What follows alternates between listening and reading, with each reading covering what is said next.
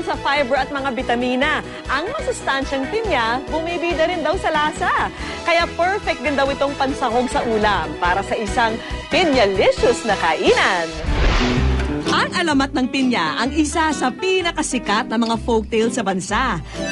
Ayon sa kwento, nagmula ang prutas sa batang si Pina na hiniling ng kanyang ina na magkaroon ng maraming mata. Kasi naman, madalas itong nagdadahilan na hindi makita ang mga bagay na hinahanap niya. Ang pinya rin ay kilala sa scientific name na Ananas commosus, na ang ibig sabihin ay excellent fruit. Bukod kasi sa pinaghalong sarap nito na tamis at asim, nag-uumapaw rin ito sa calcium, potassium, vitamin C at fiber. Pero ngayon, aalamin natin kung paano sila lutuin bilang mga putahe. At para turuan tayo, nariyan ang chef na hindi lang mahusay sa paggawa ng mga homemade cake at pastries, bumibida rin siya sa pagluluto ng masasarap na ulam. Welcome, Chef Hassett Go!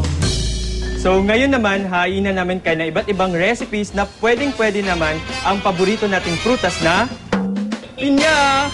For our first recipe, we will cook for you atsarang pinya.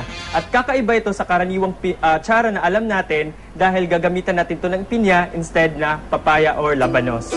Hiwain lang ang pineapple into cubes. Maghanda rin ng half cup pineapple juice, 1 cup cider o cane vinegar, half cup apple juice, 1/4 cup brown sugar, at 12 cloves of garlic. Sa isang bowl, pagsamahin ang hiniwang pineapple at pineapple juice. Pagkatapos po natin paghaluin yung pinya dun sa pineapple juice, okay, so isi-set aside po muna natin to. Sa isang saucepan, paghalu-haluin naman ang cider vinegar, apple juice, brown sugar, at garlic. Pakuluan ito ng 3 minuto at saka ihalo sa naunang mixture. Okay, sasalin na po natin siya dito sa tinabi nating pineapple na may pineapple juice.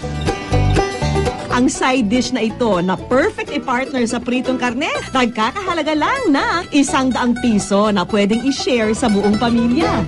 At ngayon, dumako po tayo dito sa ating second recipe at ito'y tinatawag nating pan-grilled teriyaki pork loin and pineapple. At para sa kaalaman ng ating mga kapuso at sa ating mga televiewers dyan, kung wala po tayong ihawan, pwede naman po tayong gumamit ng isang pan tulad po nito.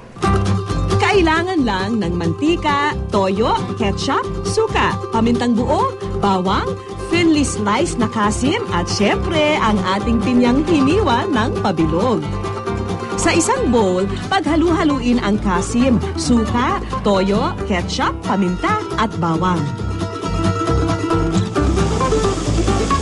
Prituhin sa kumukulong mantika ang magkabilang bahagi ng minarinade na karne. At saka isalin sa isang malinis na lalagyan. Ganito rin ang gawin sa hiniwang pinya. Sa plating naman, pagpatong-patungin lang ng salitan ang pinya at karne.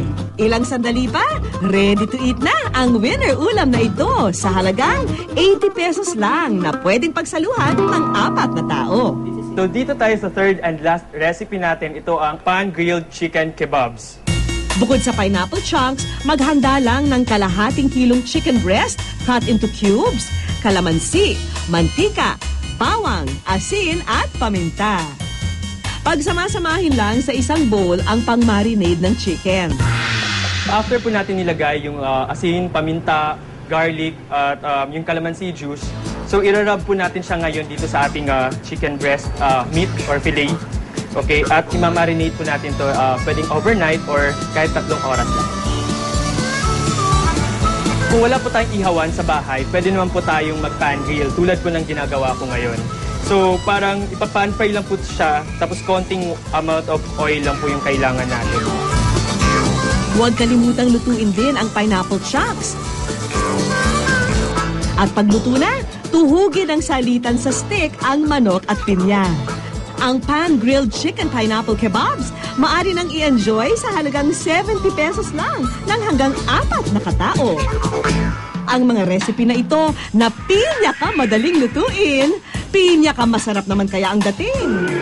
Masarap siya, nag-complement yung pineapple at saka yung chicken dun sa sa pagkakagrill niya. Tapos lasa-lasa mo yung sweetness ng pineapple na may sourly taste. Masarap siya, malilamnam, saka hindi nakakasawa. Ulit-ulitin mo talaga. Mas masarap to kesa dun sa papaya na mga natikman ko, yung ibang atsara. Mas masarap to, pineapple. Kaya, samantalahin ang bakasyon kung saan in season ang matamis at masustansyang pinya. Subukan ang mga recipe na ito para masiyahan at mabusog ang buong pamilya.